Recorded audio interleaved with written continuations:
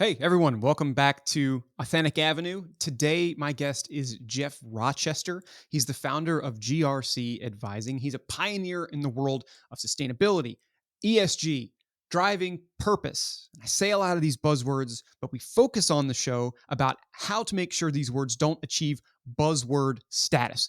Geof has led marketing everywhere across big CPG, media, entertainment, the pipe for that media, and now into content, doing it industry agnostic. Today, we talk about the future of the CMO seat and the Chief Sustainability Officer seat. We talk about posturing versus making genuine progress when you see these reports on sustainability and being better for the world. We talk about authenticity and his definition for that, a bunch of great topics. He's passionate about this and he's no BS. So I can't wait to have you hear it and see it. I will sit back and let you do so. This is Geof Rochester. And we're rolling. All right. This video layer is a little new for Authentic Avenue, everybody, just so you know.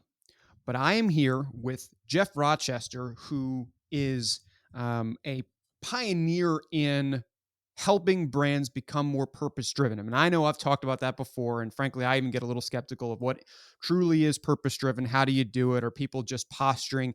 And I have questions about all of that today. Geof's a real deal, and I know that because I talked to people earlier this year, and you listeners and now viewers saw interviews that I did with Jonathan Webb from App Harvest, with Romain Leo from Adore Me. Both of those organizations supported and driven by Geof in this regard. So, first off, Geof, welcome to Authentic Avenue. Thank you for taking a walk with me for these few minutes. How are you? I'm great and looking forward to our chat. Good. Me too. Because I feel like I have already been a part of the things that you've influenced. And now I get to hear it from the source. So GRC advising is something that you have started. And at first I was thinking like, what is GRC? It's like, duh, Geof Rochester. So explain to me first, and let's just level set with that. What's GRC all about? And then I got like a ton of detailed questions behind that about all of these words, authenticity being one of them, purpose, sustainability. But we'll get into the weeds in a second. Let's start. What's GRC?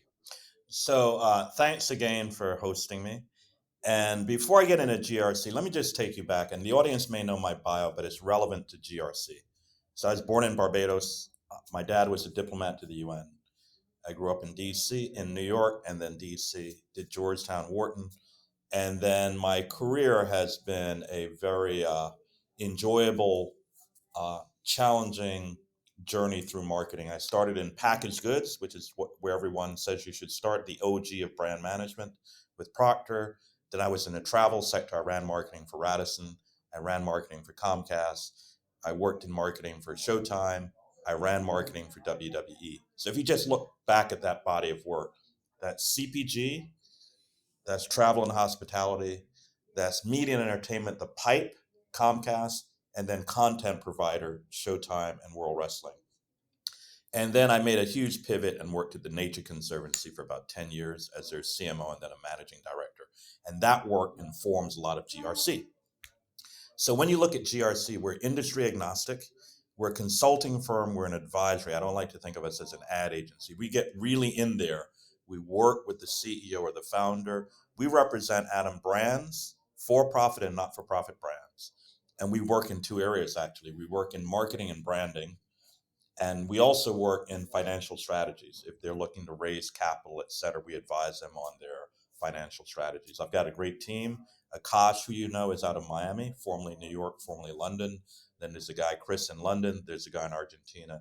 And then we've got a team of about 18 people that come in and out that help support across PR, project management, social media, ESG, et cetera. So that's the team. And it's about getting brands and nonprofits to tell a better story and have greater impact around social purpose.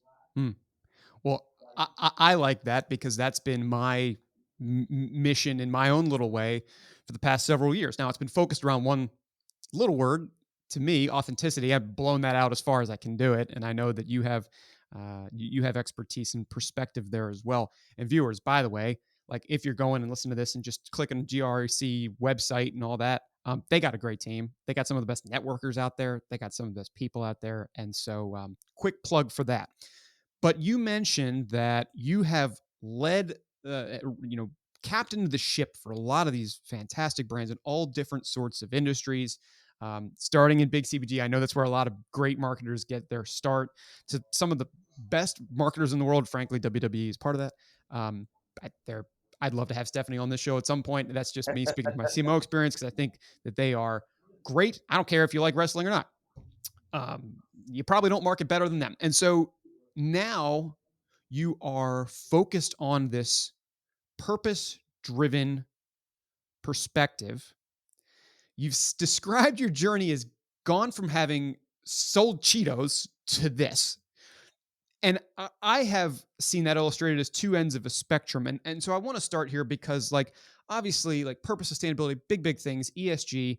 I think there's a real risk that they get buzzwordy. And I want to ask about that in a second. So today, when you see like a big investment bank, a BlackRock, or a firm, or even a Frito Light, because they do this too now, coming out with reports every year on their sustainability initiatives, what they're doing. Um, you're one of the OGs here. You're pioneer. You know if they're BSing or not because you've marketed for all those sorts of organizations before. Is this truly meaningful progress, or is some of this just posturing to look good until they finally actually get it right and can walk the talk? Yeah, this is one of my favorite topics, and I get asked this a lot, formally at conferences, informally at cocktail parties at my local bar in Williamsburg. Yeah, I'm sure it's just like an elbow thing. It's like, come on, are they really? They Right. really? And so I give these companies a lot of leeway. Look, I believe in capitalism. Capitalism is not perfect. You know, we've talked about the failure of the healthcare system with COVID, with capitalism and Black Lives Matter. There's a lot of critiques of capitalism, as there should be. But I believe in the institution. I believe it should be evolved, not destroyed and start over. And so I take the same view to purpose, ESG, SDG. I give these brands and businesses a lot of leeway in that I just want to see them start on a journey. I don't expect them to get it perfect out of the gate. I think we should give them credit when they try. And I think when we have this like zero tolerance, like the first time they make a mistake, we want to crucify them. We had the case with Gillette when they tried to do, was it It's Gillette? They their Me Too tried thing. I'm sure is what you're talking about. well, so about 2 years ago, I think it was Gillette did a campaign about men and boys, and they were much criticized. Yep, Then we all remember the Pepsi Kendall Jenner ad that was much gotten memed ridiculed. into oblivion. Yeah, Yeah, and so what I don't want is if you were a CMO contemplating doing something like that, and you see the Gillette headline and you see the Pepsi headline, and you duck and cover, I don't want that. yeah, I want people to realize that these brands are big behemoths. This is a new skill. They will get it right. One of the reasons why I'm so confident, the employees will make them get it right. Forget about public markets and external criticism. You talk to any 25-year-old, they they are very focused on these topics. And these yep. 25-year-olds are growing into these 32-year-olds that would be VPs, EVPs, et cetera. So I see the systemic change as happening. Yes, people will be inauthentic, but I think well intentioned, and they Mhm. will get it right over time. But it's not going to happen. You know, if you've ever worked with any brand, you're launching, you know, the first launch of broadband, the first launch of HDTV. How perfect was that marketing message? It took years to get it right to really convey the value proposition to the consumer. So I treat it the same way as with any new communications, as with any new branding strategy. How many people get it perfect out of the gate? New Coke, right? New Coke, legendary failure, marketing and 1985's branding. most most Yeah, recognizable ad campaign. right. And yet that's from an OG. Trust me, Coke knows what the fuck they're doing, and they blew that, right? Yeah, yeah, So I look at this the same way. I am hopeful. I'm optimistic. I give people a lot of credit. What gives me confidence? It's inevitable. They will figure it out or they yeah. will die, right? Okay. Because the consumers aren't having it. So this is a very different conversation than 6 years ago, where it was kind of a go no go. From my lens, what I've seen is every chief sustainability officer, every chief impact officer, every head of a foundation, they were alone and Hmm. no one cared 6 or 7 years ago. They were off doing their thing. The Right. CEO cared. The CMO, like, I don't want any part of this. I want Beyonce in my ads. I don't want to talk about social purpose. I don't want to talk Yep. about supply chain and traceability and these issues. Sure. Now the CMOs want it. And they're playing defense because their consumers are demanding it. or they're playing offense and they want to deposition their competitors by leading, right? Hmm. So now the conversation is different because the CMOs have the tools, they have the skills, and they have the budgets. So all of them are struggling, to be clear, they're struggling with how Yep. to build this into the brand platform. But what I love is it's now moving into the brand platform. It's no longer on the periphery. I agree. It's good that it's moving from the periphery to center stage. Brings a power dynamic up that I want to talk about in a second. Right, right, Because you mentioned that 6 years ago, people really weren't caring about this, but somewhere you were. I got a quote from you from 7 years ago. Now I've been in the professional world post college for 7 years. Okay, just started year number 8, and the entire time, in fact, most of that time, I was working across the street from you when you were at Nature Conservancy. right, right. In my first year, 2014, you made a quote to sustainable brands, which I know you're also a big part of. And you were talking specifically about the environmental movement. And today I know a lot of 25-year-olds they care deeply about that. I still know there's a gap between those that care about it and those who say they're environmentalists. But regardless, there's a sea change moving in that direction. At that time, you made a quote, and the quote is this. I'm going to read this off. The environmental movement will fail if we are not able to engage broader audiences. We're narrow cast. We're reaching just a certain percentage of the population, and we need to build a big tent of support for environmental issues. Okay, that's 7 years ago. A lot has changed since then. People care more about this. Where is that big tent propped up today, other than you and what you all are doing? Yeah, no, no. Where have you Let seen me that jump. different? Yeah, let me jump in. So much of my thinking on the NGO space and the environmental space comes out of Nature Conservancy. Very large organization, Yep. very smart people, one of the largest environmental groups in the world. And what I love is they're on the ground in every state. They have state offices there in 70 countries. So they know the pulse. They don't come up with big, ubiquitous, one size fits all solutions. Mm-hmm. How you talk about climate change in Texas is going to be different than how you talk about it in San Francisco. So they get those differences. And when I joined them in 2010, it was under the Obama administration, and we still couldn't get federal legislation done on climate change. And there's a guy, Glenn Prickett, who was their head of policy back then, and he said, Geof, failure of national legislation on climate change was a failure of scientists talking to politicians, comma, nobody was talking to the American public, exclamation point. And so things have changed. But in 2010, in '05, when Gore was talking and people were ringing the bell, beware, climate change is coming, they were talking up here. They were talking 2 degrees of change. In 50 years, they were talking about pandas on ice floes. Like no one cared, right? Yep. There's a group that I'll plug, Eco America. They've been following messaging. They're like the marketing research arm of the environmental community, Eco America. And they've been warning about this also. And the warning is back then and even today, you can take a scientist and pop them into a red state, let's be blunt, and that scientist wants to talk about climate change. I don't know if that community is going to listen to that scientist.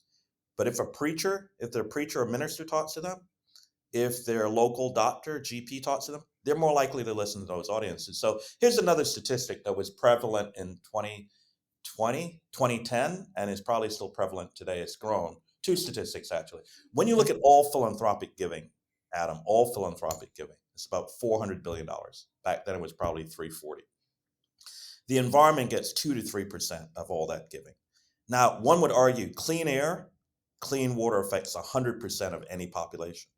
But Sure. religion gets 33 cents on the dollar. Arts gets more. Housing gets more. Education gets more donations than the environment. Because historically, the environment is narrow casting. I've always said if you personify the environmental movement, is that person at a cocktail party? And this is a former trend. It's better today. But certainly in 2000, 2005, 2010, the environmental movement's reputation, if you personified it, is that person at the cocktail party you don't want to talk to. Because when you drive up, they're going to tell you, they're going to scold you. You drove up in the wrong car. You're Yeah. wearing the wrong clothes. You're using the wrong plate and fork. You're drinking the wrong beer. You're eating the Sure. wrong food, right? So when you hear that movement is only getting donations, is only 3% of the pie of all donations, they'll say that's wrong. Yep. And it's a failure of messaging and targeting, right? So I've always felt that anything you believe in, you need to move mountains to make sure you're meeting people where they are. We would kid around back then in 2010 that the movement needed NASCAR drivers as messengers in the States. They needed Sarah Palin, right, as messengers. They don't need Jack Black and David Letterman because you're only going to talk to 50% of the population. Right. So fast forward to answer your question directly, how do you build that big tent? You build it by unusual partners. Look, at Nature Conservancy, we work with REI and Patagonia. No argument, we should. I love doing deals with Subway. Mhm. I love doing deals with Macy's. I love doing deals with Harley Davidson. These are not brands you associate with the environmental movement. Harley Davidson is incredibly philanthropic. We to deal with them, people are like, what's that all about, right? But yet, are they not worthy? The fact that I'm riding around in a big ass motorcycle, gas guzzling motorcycle in the great outdoors, does that make me a bad person? Do I not want that person part of the conversation? Right? Yeah. Fast forward, what I loved, 2020 was a year where um, we found our voices, corporations, influencers, and ordinary people. We found our voices on racial justice with Black Lives Matter. We found our voices on healthcare with COVID. And in fourth quarter, we found our voices on democracy. What does that mean? When LeBron James wears a baseball cap that says vote, that's building a big tent. Mhm. When the Super Bowl in 2018, the guy that was one of the leaders of the host committee, so the Super Bowl in Miami was hosted by the South Florida Super Bowl host committee. They used their voice to talk about sea level rise, right? At a Super Bowl. So On a peninsula. correct. So part of building the Big Ten is yes, my God, sure, preach to the choir, but spend less time preaching to the choir than finding innovative ways to deliver an innovative message in an innovative way from innovative messengers, right? Right. And that's why I love that our society globally is irreparably changed. You see European football clubs talking about race, Mhm. right? You Mhm. see American sports talking about climate.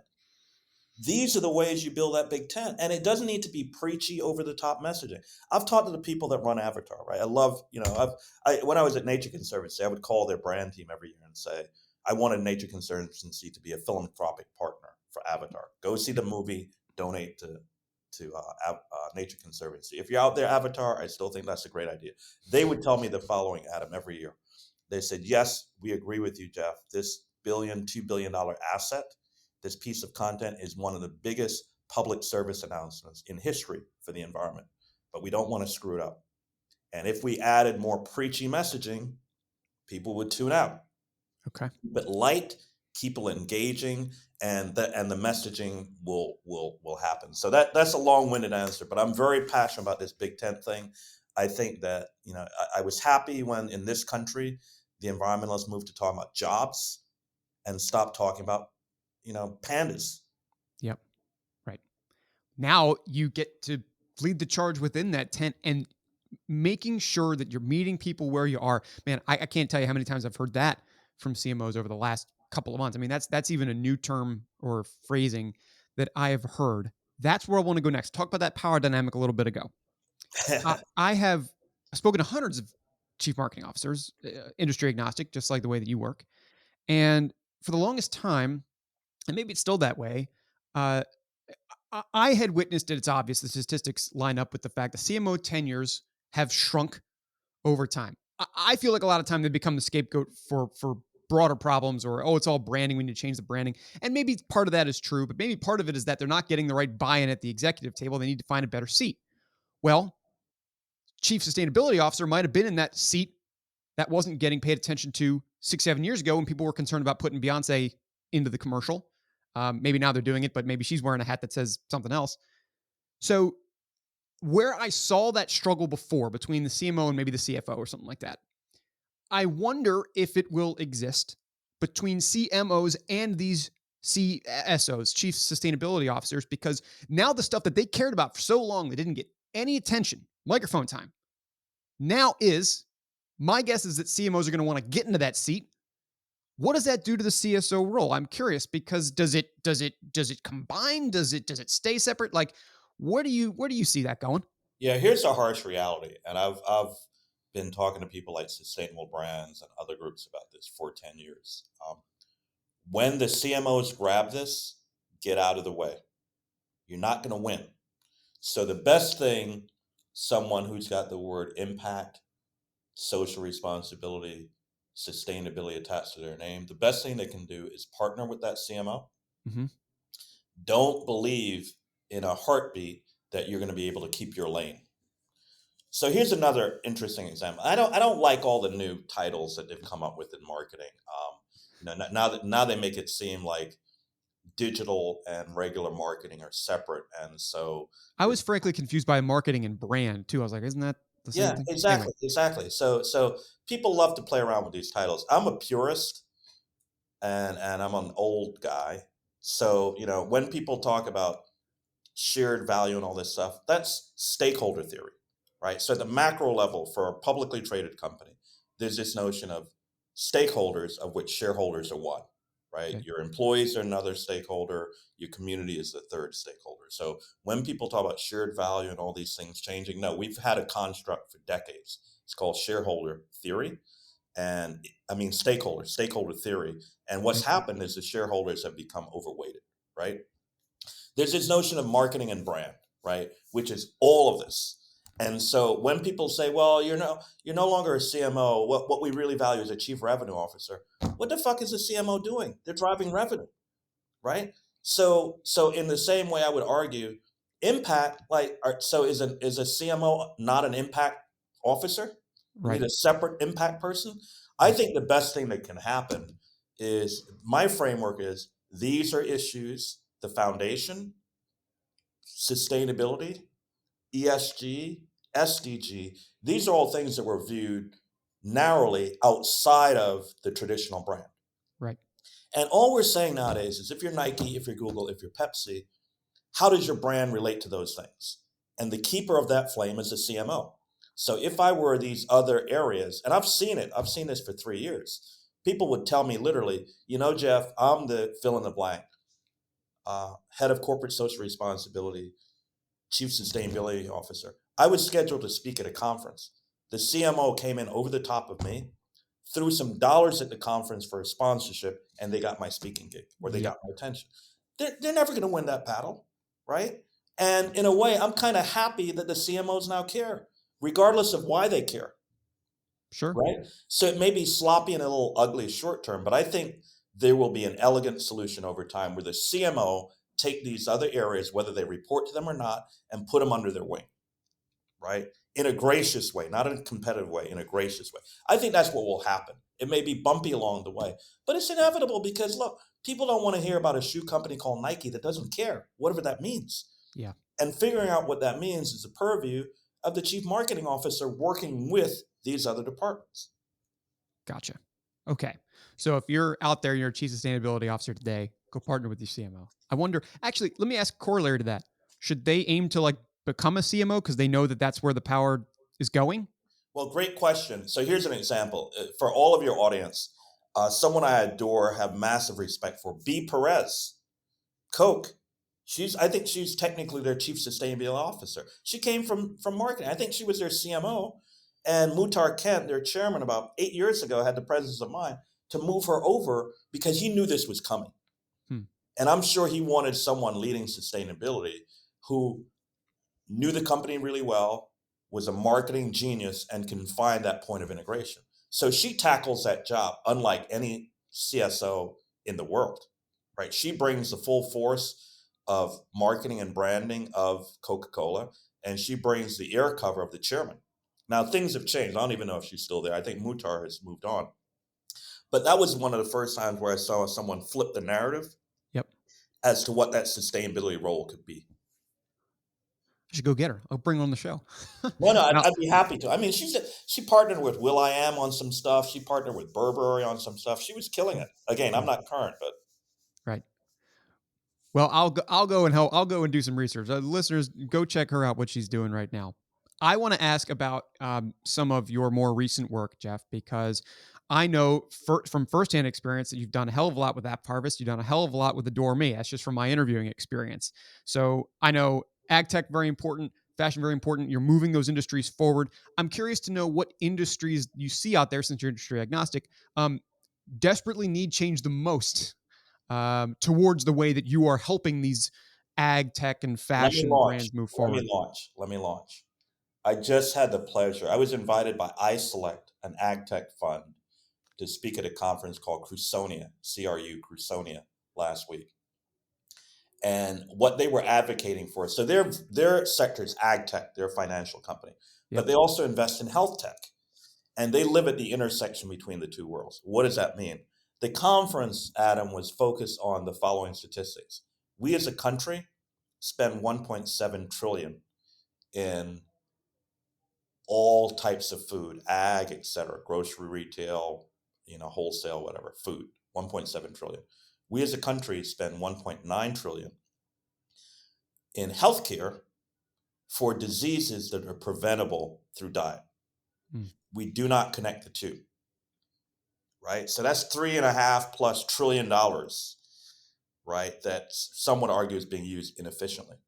When's the last time you heard anyone talk about COVID and talk about the role of diet in preventing COVID? We talk about vaccines, we talk about masks, we talk about social distancing.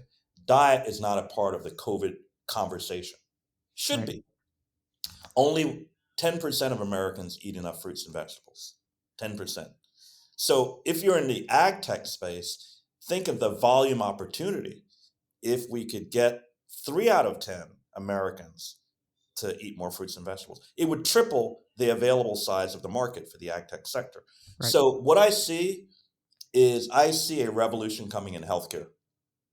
One of the groups that I've come to know and respect is Appalachian Regional Health in Kentucky. They're the largest healthcare system in Eastern Kentucky and Appalachia. They have 13 hospitals, 90 clinics. Their CEO, Holly, is terrific. I was with her last week.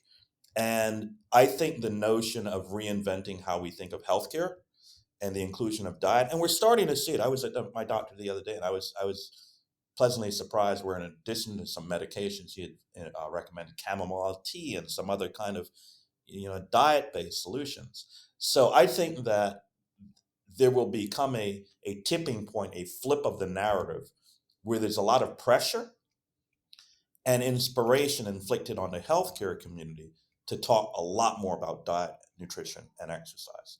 Mm. The notion of an unhospital, right? Not an institution that is solely focused or predominantly focused on fixing you when you get in. An institution that has a laser-like focus on how can they help their community not go to the hospital in the first place. And I think, you look at someone like Eric Adams, who is the presumptive next mayor of New York. He's the Brooklyn Borough president. Eric Adams. He had diabetes. He was going blind. He went to a plant-based diet, reversed his symptoms completely, wrote a book about it, and he ran a Democratic primary. And he has a platform around what can this conversation look like in a major urban market, right? Sadiq Khan, the mayor of London, has pledged to be one of the greenest cities in the world. What's the role of diet in his vision?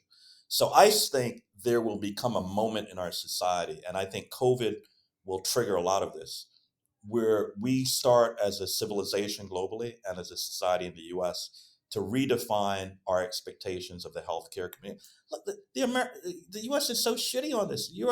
A study came out a week or two ago. The US ranked dead last, right?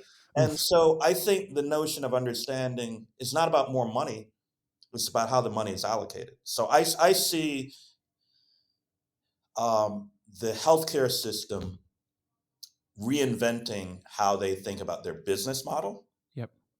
the reward mechanisms from insurance providers, and their obligation to citizens. The last thing I'll say on that is great example of this conversation when CVS said, done with cigarettes, right? We need more of that. Sure.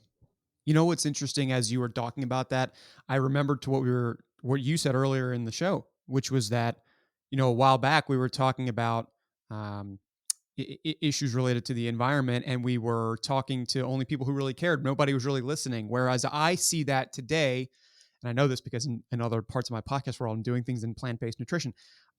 I even hear that, and I'm thinking, okay, these are just like vegans talking to vegans, right? They all get it. But how do you spread that message more widely?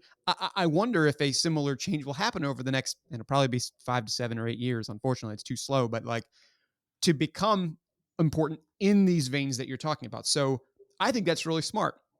And I'm actually going to go try to find people to bring on the show to talk about that in the healthcare world. So that's very, very interesting. I appreciate that. Um, I got two more questions for you. First one, we might have answered already, but I'll go to it because LinkedIn put out an article last week about ESG, and they're always doing that. They also put out a tweet asking its followers to predict what the next business buzzword would be. And you heard a lot of things like AI and hybrid and remote work and digital workforce. I said, and I responded to LinkedIn in a tweet that I thought it would be some variation of ESG, some variation of sustainability. And it's just because I don't want it to go that way of like, we know that when we say the word sustainability, people will flock to us because they think that we're doing the right thing. Again, this is back what I said at the beginning. Is it posturing or is it progress? What can big business do to ensure that it doesn't fall victim to buzzword status? Yeah, I love this because I'm not a big fan of buzzwords. I don't really care. I mean, everyone knows the best marketing in the world is around emotional end benefit, right? And so I think we should get out of our heads with the kind of language, and I use those words also, ESG, SDG. I think we should focus more on the benefit to people. Hmm, Right? How is your ESG strategy at the end of the day going to benefit your customers? I don't know the elegant answer to that, but the word I would think is normalize. I don't want these to be exceptional, specialized conversations. I want if you're Nike or Google or Nature, App Harvest or Dormy, when you talk about your brand, when you talk about how you serve your customers, you are inherently addressing these issues, but you're not beating your chest talking about ESG. I mean, right. yeah, that lives on your site, that lives in your annual report. I'll take App Harvest. App Harvest is focused on three things: food security, how do you feed 9 billion people? Economic prosperity. Their greenhouses, they'll build, 7 greenhouses over the next 5 to 7 years. Each of those will probably employ 300 to 500 people. That's meaningful difference. That's changing somebody's life, right? In a region that lost 50,000 jobs. Yeah, And third, they're increasingly focused on advocating for nutritious preventative health. Now, I just said all that. And I didn't say SDG or ESG, right? sure. So I'm more interested in brands telling stories about how they plan on helping people in their lives than using the words ESG or SDG or benefit corp or any of these things. Yes, we can all do a better job of educating the consumer about these terms, but in the end of the day, people are busy. They're worried about their kids not getting COVID or getting their kids through school or Sure. their relationship with their wife or their job. And I think we shouldn't be overly focused on these terms. Hmm. Me neither. That's why I was so fearful of it becoming buzzword status because I felt that that happened a little bit, and hopefully it's passed with the word that I've obsessed with over the last couple of years, which is authenticity. Right? I was like, shoot, is that going to become? I had the well, whatever. I'll say it because you could look at the previous podcast. Linda Boff, the CMO of GE, told me that in 2019, middle of 2019, she thought that was becoming a dirty word. The A word is what she called it. And I was a little shook because I thought, damn, am I focusing on something that's just going to get elevated or maybe decreased to buzzword status? But I think that by normalizing regular discussions about issues about progress, that like authenticity simply becomes a lens, and that's my idea of it. But I want to close with this question because I do ask everybody what they think about the word, specifically how they define it. Reason is because I think I'm going to probably write a one-word dictionary someday about this word, because I've talked to so many people about it and I've never heard of the concept of a one-word dictionary, so I'm fascinated. So if I asked you, Geof, to close this out, if you turn to your own personal dictionary and turn to the page that had the word authenticity on it, what would that definition read? I would replace authenticity with natural. The exposition of all this stuff in the brand needs to feel natural. It can't seem forced. It can't seem artificial. So that's got to be natural. It's got to be like breathing air. You can't be like tying yourselves up in knots to make the fit between the brand and what it is you're talking about. So Hmm, I have a very easygoing approach to this stuff. It's funny when you think of the null hypothesis of some of these concepts. So are you saying you want to be an inauthentic brand? Like no shit. Like brands want to be they want to make sure whatever it is they're talking about is aligned with who and what the brand really is. I mean, authenticity permeates any brand, from the logo to how it manifests on the website to the topics that they talk about in an all hands internal meeting. Authenticity is obvious. I never use the word authentic. Interesting. I I love that answer because, I use the word in this sort of Yeah, yeah. medium, in this conversation. I don't really use it too much in my regular speaking world. I'll use words like, not organic, but definitely, natural, real. I just tend to use the word Real real. is a good word. Yeah. But again, I don't think there's a CMO in the world where it's up in the morning thinking, "Oh, I want to be inauthentic today." No, of course. Yeah. Right. Right? Right? Right? Right. So, Right. of course that's the goal. That is the true north for any brand, any business. And Yeah. look, and what I love is the new power dynamic is that when I grew up in business, I didn't think I could police anything that my company did. Right? If I'm Mm. working for a big Fortune 500, the kids that work in these companies today are internal quality control. They're the first ones that will call BS on Yeah. inauthenticity. They'll So do it there's a loudly. whole internal pressure that was not as prevalent in American business, certainly 10 or 15 years ago, that is absolutely relevant today. Mm. Well, that's fascinating. I'm glad to have had a real conversation with you about this sort of thing, about the posturing versus the progress, about where the CMO seat is going versus the CSO seat. That Big Ten. I'm glad it's been built up over the last 7 years. Sorry that I didn't talk to you when you were across the street, but I'm glad that I've got you across the screen now. And for all of it, Geof, thanks very much for joining me. I really appreciated it. Adam, my pleasure. Take care. Thank you for watching. I really appreciated that chat because Geof is a true pioneer here. He sees things years in advance. And I think this comment there at the end about healthcare is really important. Yeah, I mean, 5, 6, 7 years ago, even 15 years ago, talking about the environment was basically talking to scientists. You weren't communicating with everybody, and you sort of looked at them with a skeptical eye like, is that really a problem? Same persists today with diet and nutrition, especially those who are plant based, talking about veganism and things like that. And I wonder if what Geof is saying is going to come true. We'll have to wait probably 5, 6, 7 years for it. But in the meantime, I'm glad to have brought that perspective to you because he's no bullshit. You saw that. And I'm glad that I saw it as well. So I'm going to come back with another episode here real soon. Here's what you could do in the meantime. I'm on LinkedIn, Authentic Avenue, Adam Connor. You can subscribe or follow wherever you're watching or consuming this across podcast mediums or YouTube or LinkedIn or wherever. Write me an email, adam@authave.com, AUTHAVE.com. And, ask me questions. Tell me what you're thinking about the show. Say, Adam, I hate this. Do whatever you want. And I will respond. I'll do my best. Until then, I will be back with another show shortly. And so to sign off, until the next time I get real again with you, thank you for taking a walk with me today down Authentic Avenue. See you later.